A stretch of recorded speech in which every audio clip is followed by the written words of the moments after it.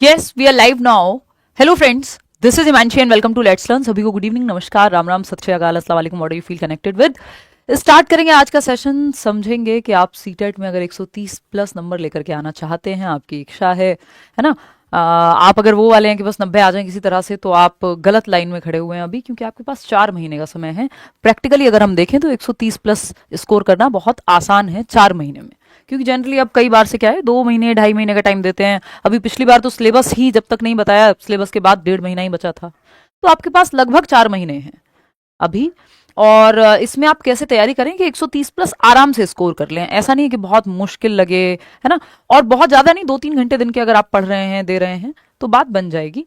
अगर आप ऑलरेडी कार्यरत हैं, यानी आप जॉब में हैं, आप सरकारी मास्टर या मास्टरनी हैं पहले से, बट आपको नौकरी बचा के रखनी है, तब भी अगर आप अपने दिन के स्कूल के बाद के 2-3 घंटे दे रहे हैं, या फिर अगर आप पढ़ाई ही कर रहे हैं, फर्स्ट ईयर में हैं, किसी का एग्जाम होगा फर्स्ट ईयर का, सेकंड ईयर का, डीएलएड बीएड, है ना, तो भी आप थोड़ा थोड़ा समय अगर निकाल लेंगे तो आपका पेपर क्लियर हो जाएगा. क्योंकि कई बार पता नहीं रहता, 2025 में पूरे साल जो है पेपर नहीं देखने को मिला था, है ना. फरवरी 2026 में वो पेपर हुआ है, 2025 वाला.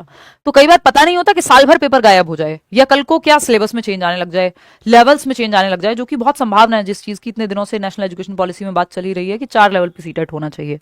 तो ये सब चेंजेस आए उससे पहले आपका जो जमा जमाया सिलेबस है, जो हर बार आता रहा है, उसकी तैयारी आप ठीक से कर लेंगे यदि, तो आप पास हो जाएंगे, या फिर 130 प्लस नंबर आप आसानी से ले आएंगे.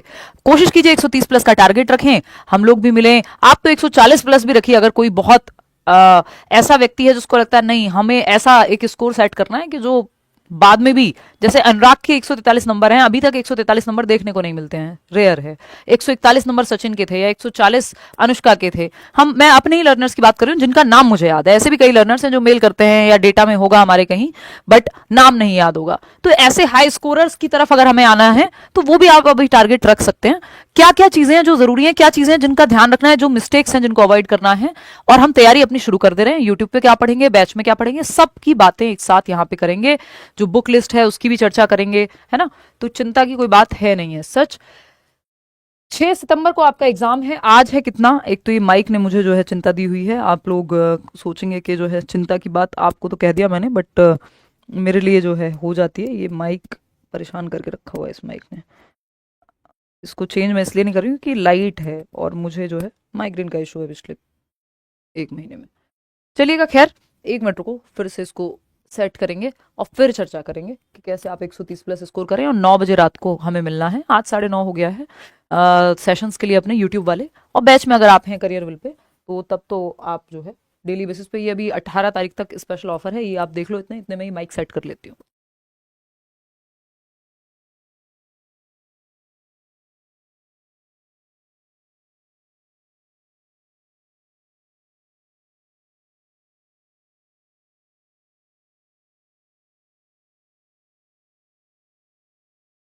अच्छा, यूपी टेट वाले लोग परेशान मत होइएगा. 1-2 सेशन क्या, मतलब कुछ सेशन जितने हो पाएंगे, अच्छे क्वालिटी सेशन आपके सामने मैं लेकर के आऊंगी, डोंट वरी, है ना.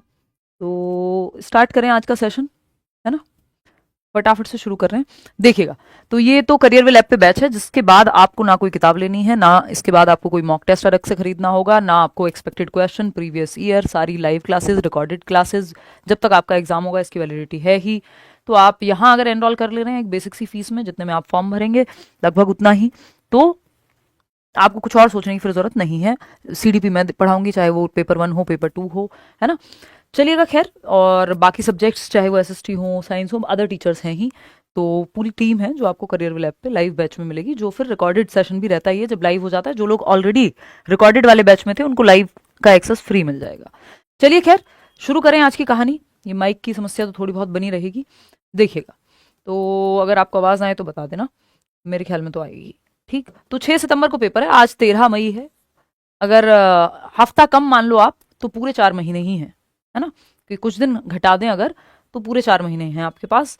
और सिर्फ क्रैक नहीं, अगर क्रैक करना भी आपका एम है तो भी आप ये देख सकते हैं. नहीं तो 130 प्लस हमें टारगेट रखना है, उसको हम ध्यान में रखेंगे. अब ये आएगा कैसे, कई लोग कहेंगे कि भाई 150 नंबर का पेपर है, 150 मिनट है. ये मैं आपको बहुत बार बोलती ही हूँ, और कोई नेगेटिव मार्किंग भी नहीं है, फिर क्यों लोग फेल हो रहे हैं, फिर तो आप पास हो ही जाएंगे, आराम से हो जाएगा, कर लेंगे. इस एटीट्यूड के साथ मत रहिएगा, क्योंकि बहुत सारे लोग फेल होते हैं पेपर में। अगर आप देखेंगे तो पेपर 2 की जब मैं बात करूंगी तो 82% लोग फेल हुए हैं। इस बार का है ये, अभी जो फरवरी में पेपर हुआ है, फरवरी 7-8 फरवरी को, है ना, कि आपके 26 लाख लोगों ने, ये 24 लाख के आसपास आंकड़ा रहता था, 24, 25, 23, है ना, 26 लाख लोगों ने फॉर्म भरा और क्वालिफाई कितने हुए? 6 लाख भी नहीं हुए, पूरा 6 लाख भी नहीं है नंबर, तो 20 लाख लोग फेल हो गए। तो ये वो एग्जाम है जिसको लोग बहुत आसान समझते हैं यार इसमें नेगेटिव मार्किंग नहीं है, सिर्फ 90 नंबर लेकर के आने हैं 150 में से, तो हम क्वालिफाई माने जाएंगे और मेरिट का कोई टेंशन नहीं है, किसी से कोई कंपटीशन नहीं है, आपके अपने नंबर काउंट होते हैं, बराबर वाला कितने नंबर लाया, मेरिट तो कोई बनती नहीं है। तब भी 26 में से 6 लाख पास हो रहे हैं और 20 लाख फेल हो जा रहे हैं। 26 लाख में से 20 लाख लोग फेल हो गए अभी आपका जो 3 महीने पहले पेपर हुआ है ना। तो अगर आप इसमें देखेंगे पेपर 1 में 33% लोग पास हुए और 67% फेल हो गए। पेपर 2 में 18% मात्र पास हुए हैं और 82% फेल हो गए। ये तो परसेंटेज बढ़ा है कि फ्री नोट्स, ऑनलाइन क्लासेस, है ना, ये तो धीरे धीरे बढ़ ही रहा है। इसमें और ज्यादा फेल होते थे जब से ऑनलाइन शुरू हुआ है, पिछले कुछ सालों में ये आंकड़ा बढ़ा ही है। और ये आंकड़ा बढ़ के है इतना, तो आप ये मान लो कि पेपर 2 में 82% लोग फेल हैं, मात्र 18% लोग हैं जो पास हुए हैं। या अगर मैं बात करूं ओवरऑल, तो 26 लाख में से अगर 6 लाख देखते हो तो भी सिर्फ 25% लोग पास हुए हैं। डेटा है सीबीएसई का, अपनी वेबसाइट पे उन्होंने दिया हुआ है। 75% लोग इस पेपर में फेल हो जा रहे हैं। तो इसको हल्के में तो बिल्कुल नहीं लेना है कि ऐसे ही लाइटली ले लें, और कल को अगर पैटर्न चेंज हुआ, और अभी तो इसका पैटर्न चेंज नहीं हुआ है जमानों से, तो कितने लोग फेल होंगे ये आप खुद से अनुमान लगा लीजिएगा। तो कोशिश कीजिए इस बार अगर आप फॉर्म भर रहे हैं, चाहे आप अपने टीचिंग ट्रेनिंग कोर्स के पहले दिन में ही क्यों ना हो, बीएड के फर्स्ट ईयर में, डीएलएड के फर्स्ट ईयर में, कोई फर्क नहीं पड़ता, पहले महीने में, सेकंड ईयर में, कोई फर्क नहीं पड़ता, आप भर दीजिए, आप एलिजिबल हैं, क्योंकि कब मौका मिलेगा नेक्स्ट पता नहीं होता। और फॉर्म भर के ऐसा नहीं है कि भाई हमारे कॉलेज की पढ़ाई चल रही है, ये चल रहा है, 1-2 घंटे रोज के निकालोगे तो अभी 4 महीने हैं, लास्ट के 1 महीने में या 1.5 महीने में थोड़ी ज्यादा मेहनत कर लेना, है ना। तो ऐसा कोई बहुत खतरनाक पेपर नहीं है, लेकिन अगर सही तरीके से ना पढ़ा जाए तो फेलियर का परसेंटेज आप जानते हैं, 75% लोग फेल हो रहे हैं अभी भी, आज 2026 में जब इतने रिसोर्सेज हैं तब ये हालत है ना। सिर्फ 6 लाख लोग, वो भी पूरे नहीं 26 में से। तो समझते हैं क्या रीजंस हैं जिनकी वजह से लोग फेल होते हैं, और आपको वो नहीं करना है जिसकी वजह से लोग फेल हो रहे हैं। देखो एक तो तरीका सिंपल है, आप सारे टॉपर्स का जाके इंटरव्यू देख लीजिए कि 143 दिन क्या है, उन्होंने कैसे तैयारी की, 141 दिन क्या है, उन्होंने कैसे की, 140 इस बार के लोग, सैकड़ों इंटरव्यूज आपको चैनल पे मिल जाएंगे, लेट्स लर्न पे यही। इसके अलावा अगर मैं बात करूं, फिर आप उनकी अपनी जर्नी देख लीजिए, अपनी जर्नी आप खुद भी बना सकते हैं। ऐसा नहीं है कि आप जो टॉपर कर रहे हैं वही आप करेंगे, उनसे आप सीख सकते हैं जो आपके हिसाब से अलाइन होती हूँ चीजें। एग्जाम पैटर्न की अगर मैं बात करूं तो आपको पता है डिफाइंड सिलेबस है, एक एक टॉपिक जो है सिलेबस में लिखा हुआ है सीबीएसई की वेबसाइट पे। हम भी सिलेबस जो है बैच में भी देते हैं, कल मैंने सीडीपी का सिलेबस आपका टेलीग्राम चैनल पे भी शेयर किया था, वहां से भी आप ले सकते हैं। तो सिलेबस के परे नहीं जाना है, सिलेबस के साथ चलना है आपको। Out of syllabus question CTET में नहीं आते हैं, एनईपी एनसीएफ से अगर क्वेश्चन आ जाते हैं और वो सिलेबस में नहीं है, वो भी सिर्फ सीडीपी के, बाकी जगह कहीं ना कहीं आपको एनसीएफ मेंशन मिल जाएगा। तो उससे क्या है, उससे आपको ये आपको पता ही है कि भाई ये वाले क्वेश्चन तो ऐड हो ही गए हैं, एनईपी के क्वेश्चन है मान लो नेशनल एजुकेशन पॉलिसी के। अदरवाइज आपको सिलेबस पे स्टिक करना है। सिलेबस में ग्रामर की कोई परसेंटेज नहीं है, तो आपको व्याकरण से दूर रहना है या बाद में पढ़ना है, पहले काम के टॉपिक पढ़ने हैं, उस सब पे भी आएंगे। तो टोटल नंबर का कितने का है पेपर? 150 नंबर का, चाहे पेपर 1 हो चाहे पेपर 2 हो, ठीक है। मिनट कितनी है? 150। 2.5 घंटे का पेपर है, 150 क्वेश्चन है, इनफ टाइम होता है। लेकिन पेडागोजिकल क्वेश्चन होते हैं 90। पेडागोजी का जो पेडागोजी वाले क्वेश्चंस होते हैं, हर सब्जेक्ट में पेडागोजी है, 30 नंबर की अपने आप में अलग से पेडागोजी है। 150 में से 90 नंबर तो पेडागोजी के क्वेश्चन सॉल्व करने हैं आपको, चाहे वो एसएसटी की पेडागोजी हो, हिंदी की हो, इंग्लिश की हो, मैथ्स की हो, ईवीएस की हो, सीडीपी तो अपने आप में ही पेडागोजी है। तो पेडागोजिकल क्वेश्चंस कॉन्सेप्चुअल क्वेश्चन होते हैं, और आजकल असर्शन रीजन वाले यानी कथन कारण वाले क्वेश्चन आते हैं जो और लेंदी होते हैं। तो आप ये मत सोचिएगा कि समय बहुत ज्यादा है, समय पर्याप्त है अगर आप अच्छे से प्रैक्टिस करके गए होंगे, नहीं तो कई लोगों का पेपर छूटता है। 2.5 घंटे में भी उनको कम पड़ जाता है, 2.5 घंटा, है ना। पेपर कैसे होगा? ओएमआर शीट पे होगा, ऑफलाइन होगा। ये ओएमआर शीट भी मैंने टेलीग्राम पे शेयर की हुई है, अगर किसी को प्रैक्टिस करनी हो। वैसे तो ये बाद की बात है प्रैक्टिस, अभी तो आप अपनी कॉन्सेप्चुअल क्लैरिटी रखिए। यूट्यूब का क्या नुकसान है, यूट्यूब कैसे बाधा बनता है, उस पर भी आएंगे अभी। नेगेटिव मार्किंग 0 है, यानी 150 में से 150 क्वेश्चन करके आने, एक भी क्वेश्चन छोड़ना होता ही नहीं है, क्योंकि नेगेटिव तो कुछ जाना नहीं है, ठीक। तो 150 नंबर, 150 क्वेश्चन, पेपर 1 हो 2 हो, ऑफलाइन पेपर होगा, ओएमआर शीट पे होगा, कंप्यूटर का कोई रोल नहीं है यहाँ पे। इसके अलावा इसलिए आपको खुद से भी प्रैक्टिस करनी है। कई लोग सिर्फ यूट्यूब पे प्रैक्टिस करके चले जाते हैं कि गुरुजी ने प्रैक्टिस करा दी या मैडम ने प्रैक्टिस करा दी, अब बस वीडियो देख के चले गए। आपका हाथ नहीं चलेगा पेपर में, दिमाग ठीक से नहीं चलेगा अगर खुद से प्रैक्टिस नहीं किए होंगे वो क्वेश्चंस। समझ रहे हो बात? तो सिलेबस से नहीं भटकना है, इस बात का ध्यान रखना है। पेपर 1 पेपर 2 का अगर एग्जाम पैटर्न देखोगे आप, सिलेबस में एग्जाम पैटर्न में कोई चेंज नहीं आया, 0 चेंज है। तो पेपर 1 और पेपर 2, अगर पेपर 2 की हम बात करें, 3 सब्जेक्ट दोनों में कॉमन है। एक हुआ सीडीपी, यहां भी कॉमन है पेपर 2 में और पेपर 1 में भी। दूसरा लैंग्वेज 1 लैंग्वेज 2, अगर हिंदी इंग्लिश आप ले रहे हैं या संस्कृत भी ले रहे हैं, तब भी ये तीनों जो सब्जेक्ट हैं, यानी 90 नंबर दोनों पेपर के लिए अगर आपने अप्लाई किया है या एक के लिए भी किया है तो कॉमन है। एक बार तैयारी करेंगे, दोनों जगह पे आप पास हो जाएंगे। ठीक है, language 1 language 2। EVS maths 30-30 number का, इसके लिए एनसीईआरटी प्रेफर करेंगे आप ईवीएस के लिए। और मैथ्स के लिए आप क्या करेंगे, आप क्वेश्चंस प्रीवियस ईयर के कोई भी सेट उठा लो। बैच में हो तो ये सब करने की जरूरत नहीं है, एनसीईआरटी के नोट्स से लेके सब कुछ मिल जाएगा। अगर आप बिना बैच की तैयारी कर रहे हो, सेल्फ स्टडी कर रहे हो, नहीं अफोर्ड कर सकते या कोई और समस्या है, तो आप उस केस में फ्री नोट्स मैंने आपको दिए हुए हैं, डिस्क्रिप्शन बॉक्स में लिंक मिल जाएगा, वो पढ़ लो, है ना। वो आपकी फिर अपनी समझ पे है, लेकिन आप हैंड होल्डिंग चाह रहे हैं, डेली बेसिस पे ग्रेजुअली पढ़ना चाह रहे हैं, तो फिर बेटर यही है कि आप बिना सोचे समझे बैच में आ जाओ, क्योंकि 4 किताबें खरीदने जाओगे उतने में बैच आ जाएगा और उसमें उसके बाद फिर कुछ और नहीं सोचना है। एसएसटी साइंस के लिए भी आपको 6th to 8th की एनसीईआरटी, अगर खुद से पढ़ रहे हो तो, नहीं तो हम एनसीईआरटी समरी से लेके सब कुछ देते हैं। और ईवीएस के लिए भी आपको 3rd to 5th, ये 3rd to 5th की एनसीईआरटी, इसकी समरी भी मैंने चैनल पे डाली हुई है कुछ साल पहले की। मैथ्स के लिए आपको एनसीईआरटी पढ़ने की बजाय सिर्फ प्रीवियस ईयर करने चाहिए और वो टॉपिक ढूंढ ढूंढ के सर्च करके पढ़ लेने चाहिए। ठीक है, नहीं तो बैच में है तो बात खत्म ही हो गई। तो ये एक बात हो गई। अब स्कोरिंग क्या क्या है यहाँ पे, सब स्कोरिंग है, सीडीपी भी स्कोरिंग है, लैंग्वेज 1 लैंग्वेज 2 स्कोरिंग है। पैसेज की प्रैक्टिस अभी से करना शुरू कर देना। ग्रामर या व्याकरण बेसिक्स ही आती है, अलग से 4 नंबर 5 नंबर की व्याकरण नहीं आ रही, 2 नंबर की मुश्किल से आती है 15 नंबर में से। 15 नंबर की तो पेडागोजी आती है लैंग्वेज में। अगर आपने हिंदी ली है या इंग्लिश ली है या संस्कृत, जो भी भाषा ली है, उसमें 15 नंबर पेडागोजी के क्वेश्चन आएंगे और बाकी के 15 में 2 पैसेज आते हैं, गद्यांश पद्यांश जिसको बोलते हैं। तो वो आप प्रीवियस ईयर से ही प्रैक्टिस करेंगे, नहीं तो बैच में है तो सर कराते ही हैं, है ना। तो ये चीज आपको ध्यान रखनी कि ये स्कोरिंग है, लैंग्वेज दोनों स्कोरिंग है, सीडीपी स्कोरिंग है, और ये आपको अपना सब्जेक्ट में पढ़ते हुए चलना है। एनसीईआरटी से बाहर कुछ नहीं आता, एसएसटी और साइंस में प्रीवियस ईयर उठा लेना, दैट्स इट, खत्म हो जाएगी बात। लेकिन ये करना पड़ेगा खुद से नहीं होता है, आलस आता है तो भैया बैच में पढ़ो, चुपचाप से टीचर से पढ़ लो, रोज का टाइम टेबल मिलेगा, डेली का टाइम टेबल होगा क्लास का, है ना, तो वो कर लो। लेकिन कर लेना, क्योंकि मौका आपको नहीं पता साल भर बाद मिले, 6 महीने बाद ही मिल जाए, नोबडी नोज, है ना। और अगर कोई जानता है तो वो बात कहना अनएथिकल है, ये बात एकदम क्लियर हो गई। ठीक, गलतियां कौन सी हैं जिनसे बचना है, अवॉइड किस चीज को करें, क्योंकि करना क्या है उससे भी ज्यादा जरूरी है क्या नहीं करना है हमें। ये चीजें हैं जो नहीं करनी है, जो यहां लिखी हुई है, इनको बस मैं एक्सप्लेन कर देती हूं। ये गलतियां हर बार करते हैं लोग और हाथों से जाते हैं नंबर फ्री के। क्या नहीं करना है, डोंट्स कह देंगे हम इनको, या अवॉइड क्या करना है, मिस्टेक्स कौन सी हैं जो लोग करते हैं। रट्टाफिकेशन बिल्कुल नहीं करनी है पेपर में, और ये ऐसा नहीं है कि आज से रटना मना है, ये हमेशा से है। सीटेट रटने वाला पेपर कभी भी नहीं रहा, है ना। अगर कोई कहता है कि कॉन्सेप्चुअल हो गया है पेपर, हमेशा से कॉन्सेप्चुअल था, कॉन्सेप्ट्स ही पूछे जाते थे। सीटेट में या यूपी टेट में या अदर टेट्स में यही मेन डिफरेंस है कि सीटेट में लेंथी पेपर आता है, कॉन्सेप्चुअल क्लैरिटी चाहिए आपको, रट्टा लगा करके पेपर पास नहीं होगा। और विद टाइम, पिछले 10 साल का तो मैं आपको बता देती हूँ, या इवन पिछले 2015 से अब तक का 11 साल का तो मैं आपको बता देती हूँ कि हर साल पेपर कॉन्सेप्चुअल हुआ है, हर साल कॉन्सेप्चुअल क्लैरिटी और डिमांड की है पेपर ने। तो रटने का तो आप भूल जाइए कि आप रट के सीटेट पास कर लेंगे तो सपनों में होगा, ऐसा रियलिटी में नहीं हो पाएगा। ये बात बिल्कुल लिख के ले लीजिए, तुक्के से नहीं होता, रट के नहीं होता पेपर पास। आपको पेडागोजी पढ़नी पड़ेगी, पेडागोजी से आप नहीं बच सकते। आप ये सोचें कोई और सब्जेक्ट कर लेंगे, नहीं कर सकते, क्योंकि हर सब्जेक्ट में पेडागोजी है। मैथ्स में भी पेडागोजी है, ईवीएस में भी पेडागोजी है, एसएसटी में भी पेडागोजी है, मैथ्स एंड साइंस में भी पेडागोजी आती है 20 नंबर की, सीडीपी तो अपने आप में है ही, लैंग्वेज में भी पेडागोजी है। तो पेडागोजी से बच के अगर किसी को लगता है कि वो रट्टा लगा लेगा, क्योंकि पेडागोजी में रट्टा लगाना संभव नहीं, आपको समझनी पड़ेंगी चीजें, और बहुत प्यार से समझ में आ जाएंगी। आप जुड़े रहिए, यूट्यूब पे भी हम करेंगे जितनी मेहनत हो सकती है, बैच में तो हम लोग हैं ही। ठीक, अच्छा, एक किताब भी, बाइलिंगुअल किताब आने वाली है, हफ्ते भर में आपकी एक हम किताब निकाल देंगे सीडीपी की। बहुत टाइम से जो है 6-7 साल से हमने अपडेट नहीं की थी, इंग्लिश मीडियम वाली ही किताब आती थी।